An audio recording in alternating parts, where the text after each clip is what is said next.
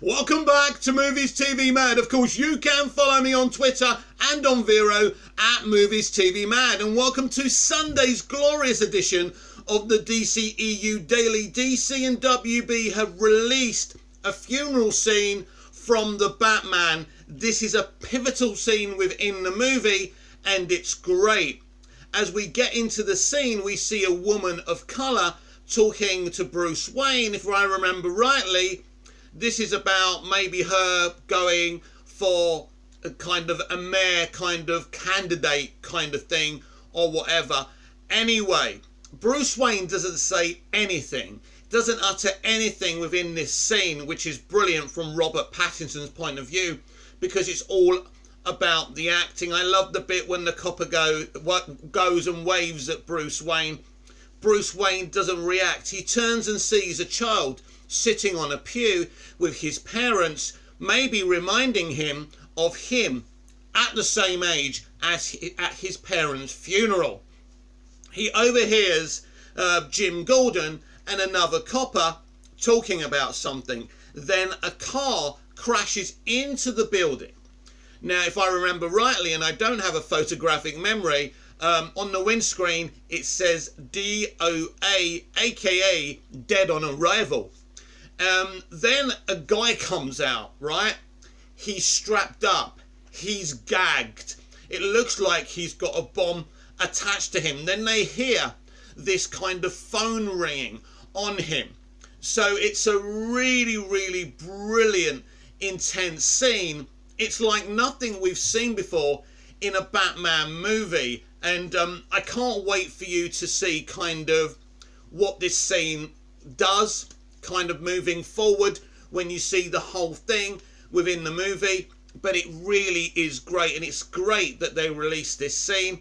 Absolutely fantastic. And I think the scene gives you, all of you who haven't had the privilege of seeing this movie yet, what type of intensity is going to be in this movie. So it's absolutely fantastic. I also love in this film that there's a tagline that says, and this is not part of the funeral scene by the way, that it's all about the Waynes.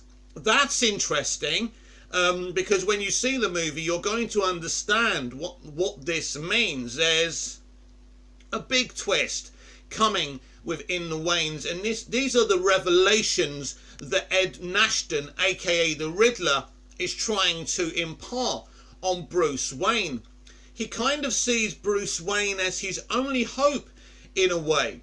It's the reason he's killing these big figures of Gotham. They're not necessarily being killed because he wants them dead. They're like little clues Ed Nashton, aka the Riddler, is throwing, you know, at Bruce. And I think this is what's so good about this movie. You see Bruce Wayne getting these clues and working everything out as we head through the movie, and there's more and more twists, turns and revelations. And this is kind of, if you like, partly a kind of whodunit type of Sherlock Holmes movie, because in a lot of ways Batman was inspired by Sherlock Holmes, but it's Sherlock Holmes in the cape and cowl. And this is why Matt Reeves gets Batman. And this is, when I was watching this film, that's what I thought. This guy not only gets DC, he gets Batman. And I think it's going to be one of those films that everyone sees and says, Jesus Christ, not only is this the best live action adaptation of Batman, definitely the best Batman film I've ever seen, and I've seen them all. It's definitely the best, you know, live action media of Batman.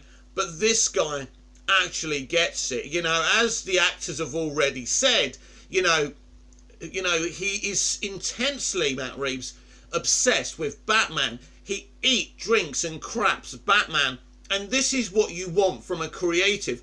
Now, there was a little paragraph released yesterday where Robert Pattinson is talking about Batman's no-kill policy. We're going to get into that. So this is what Robert Pattinson said on the element of the Batman of the no-kill policy. There is this rule with Batman: he must not kill it can be interpreted in two ways.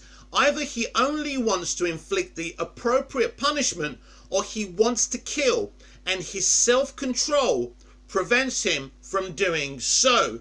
So this is something clearly that Rob and Matt have worked on together. Now, I can tell you there were big discussions by Jeff Johns, who was the first kind of executive at DC and WB who approached Matt Reeves to do the Batman. And one thing that Jeff Johns was very strict on, and I don't know if I've mentioned it on one of my videos or yesterday's video again, sorry for being repetitive, was that one thing that was non-negotiable, that this time Batman would not kill. It's something that Matt also agreed on, and Rob, absolutely, as a huge Batman fan, agrees on as well. It's important that they looked at the no-kill policy, but what Matt has done in this film, and when you see the film you're going to see this, he does it in a great way. It's, as Rob says, it's not necessarily that Batman hasn't got this kind of twinge in his soul to kill this scum of the earth who's making the good people of Gotham City's lives a living hell,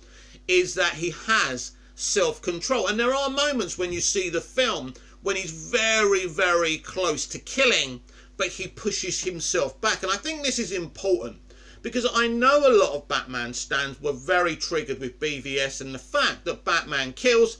A lot of Superman fans triggered by Man of Steel because Superman kills. With Superman and Batman, fans don't want to see these characters killing. With Wonder Woman, it's okay if she kills. It's within her history, within the comic books. She can be a brutal, badass warrior. But it's different with Batman and Superman. So people were very upset with Snyder for this. And this is the thing with Zack. I love him. I love his DCEU. The artistry that he puts within his DC movies is beautiful. But he's a deconstructor. He's someone, he's a hot taker of movies. And when you do that, you're going to have your detractors. This is not what we're getting this time. The studio has learned its lesson. They will not allow this to happen anymore. They're fine with Reeves doing his own adaptation, giving his own take on this iconic character. But the no-kill policy stays. And I think this is very important, not just for Rob's Batman, but with Keaton's Batman as well, who has inadvertently killed in his other movies, if you think about it. But I think this is something very strict within any live-action Batman or Superman moving forward. And this is why there's been a lot of thoughts and discussions with Superman going forward, whether it's Val Zod or the other version, Ta-Nehisi Coates and J.J. Abrams are working on. These are things that they're thinking about, and even the discussions right now, because Henry Cavill is in, deep talks with WB to reprise his role as Superman in another movie. So we may not necessarily see him in the Flash movie or cameo. We may do. I don't know. But they're definitely in talks for another Henry Cavill movie. And these are things that WB and Henry Cavill at least agree on. And they don't agree on everything. That Superman mustn't kill going forward. And I think that's very important. If a character within his history, or her history, or however they identify as, in their legacy, do not kill, then they shouldn't kill. It's fun to evolve characters, but when you're dealing with the consumer is the boss. There's no question about it. It's like my subscribers. You're my boss. You can make or break me. And it's like a studio. You can make or break a studio. So if you know your consumer doesn't like something, you don't do it. It's as simple as that. This is business, this is life, and this is the right move. So I think this is great. And seeing the Batman and seeing how Matt and Rob, dealt with the no-kill policy, what's important is it's not ignored. And this is why in my kind of Superman script I did and pitched around a little bit, I re-examined Superman's no-kill policy. I kind of similarly adapted Superman versus the Elite, but bringing in another villain into that, where the Elite are trying to pressure Superman to kill. I bring in Metallo, but Metallo was a friend of Clark Kent's at the Daily Planet, John Corbin. That's how I did it within my script. Superman has flashbacks to himself in the Second World War and being pressured into killing the Nazis and Hitler and refusing to do so.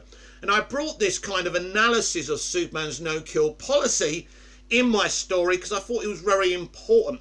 Because Snyder and Goya and Nolan had Superman kill Zod, I think the next Superman film has to deal with this like Matt Reeves' The Batman is. So I think it's very, very important that these things are analysed. And no, I wasn't butthurt that Superman killed Zod.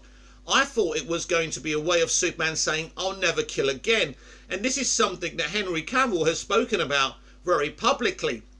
I'll be honest, I didn't really notice that Batman in BVS was killing until people brought it up. This happens to me a lot. I'm not a concentrator on the, you know, the devout details of a film. But when I see my fellow nerds and geeks getting upset about something, I think, you know, the studios should be the same and say, do you know what? People don't like Batman killing. So guess what? You know, we're kind of slaves to the fans a little bit here. Yeah, we can evolve it up. We can make it a little bit different. But, you know, if your consumer is telling you that Batman shouldn't kill, then Batman shouldn't kill. And I'm glad this is what we're getting in this movie. As you've noticed publicly, Matt Reeves has stated Batman doesn't kill. WB have stated that Batman doesn't kill in The Batman. And I think he can come close to it. Batman can be brutal to villains, and that's fine. But when it comes to that temptation of killing, Batman should never do that. And I think, as I say, I think this is great that they're actually kind of talking about this publicly and dealing it with the no-kill policy as they did within the movie. Because if we're just going to keep on doing things that people don't like, these films will not be successful. Warner Brothers won't be successful as a business. So I think this is something that people are going to be very, very happy about. And that's important. Because from the very inception of the DC Extended Universe, things have been happening that have upset the die-hard fans. And you can criticise those fans if you want. But when people don't like something and you want them to watch your movie and consume your product, you stop doing it. It's as simple as that. So that funeral scene in The Batman is a chef's kiss. It's absolutely fantastic. It really in a lot of ways sums up the movie. But as I was talking to someone else who had seen a test screening, the trailers and these TV spots and the funeral scene itself really don't give anything away on what you're going to get when you see this movie. This movie is utterly shocking. And if you think that guy coming out that car taped up with a bomb strapped to him, you know, that's something, you know, that's nothing. That's just the tip of the iceberg. And so you are going to see a psychological thriller, a whodunit, a noir tale. And it's something that when you come out, you're going to be breathless and you're going to want to see it again. Because there's some things that you're going to need to see again to kind of get them right in your mind. And I don't know when they make the sequel to this movie, but you're going to want to see more straight away. So please comment down below. Let me know what you made of that funeral scene. I think it's absolutely fantastic. In a lot of ways sums up what the movie is, but doesn't give away what you're going to get in this movie. I have never seen a movie stand before release like this. I thought the hype for Spider-Man No Way Home was huge, but this is Elvis Presley and the Beatles hype. So there's a huge excitement and anticipation for this movie. Now, normally I would say be careful, but seeing I've seen the film, you are absolutely right to be excited for this movie. And March the 4th, you know, can't come quick enough for all of you. But I want to go and see the theatrical cut of this film. And I want to review this film. And I absolutely will review this film on March the 4th. A non-spoiler review. And then when a few people have seen it, we will do a full spoiler analysis of The Batman. Because there really is a hell of a lot to talk about. This film opens up Matt Reeves' Brand New Earth 2, Matt Reeves' Batman universe. It's something that really has not been done. It's really ambitious and exciting if you're a DC fan. This has been the DCEU Daily. I'm Mick, your host with the most. Just ask your girlfriends and your wives. Like, share, comment, subscribe, hit the notification bell so you never miss this perfection. And I'll see you again tomorrow with even more DCEU Daily. Until then, goodbye, au revoir, auf Wiedersehen.